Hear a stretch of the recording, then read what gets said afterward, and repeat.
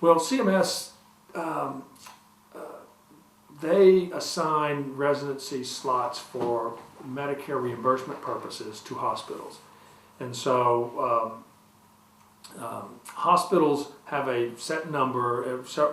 Many years ago, that number was frozen. And so hospitals that are in the graduate medical education business have a set number of slots that Medicare will reimburse for residency training.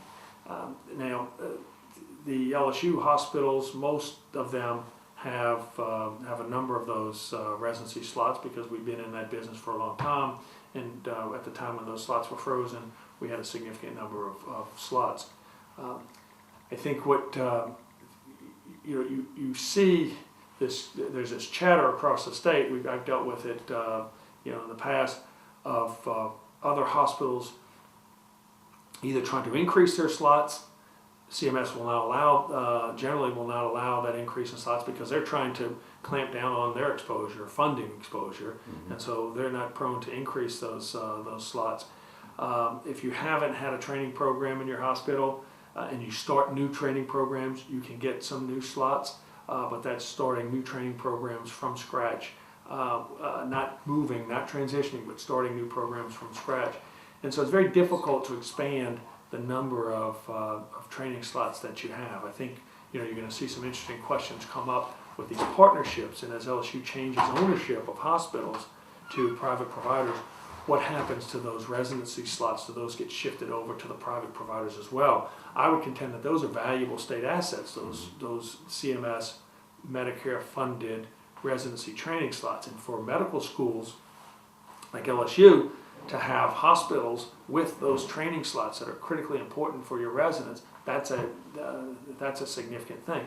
Now, to give those away as part of a negotiation or a deal, I think puts the medical schools at a future disadvantage because now you're doing training and somebody else has those Medicare funded training slots.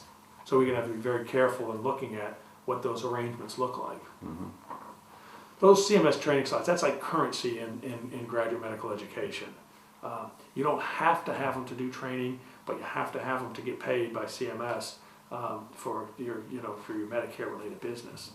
Well, it's two things. One is you've got your existing population of students and residents who came in to a program with an understanding of what they were coming into. We're undergoing what I would characterize as equivalent to a major curriculum change. Basically, determination has been made we ought not be training in these public hospitals, we ought to be training in other places. And so for all the people that signed up to train in the setting that we have now, we'll be changing that a lot.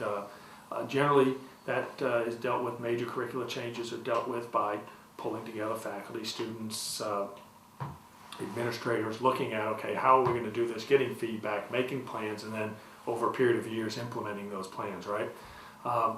So we're changing the rules for the people that signed up for the game today. And that does prove to be unsettling for recruiting as well. We won't know until March when students sign up for the match to figure out where they want to do their postgraduate training, the residency training, how that's impacting the programs in the state. But I do know that is a very hot topic of discussion among the medical students right now, and that is trying to figure out what the impact of this is going to be on the residency training.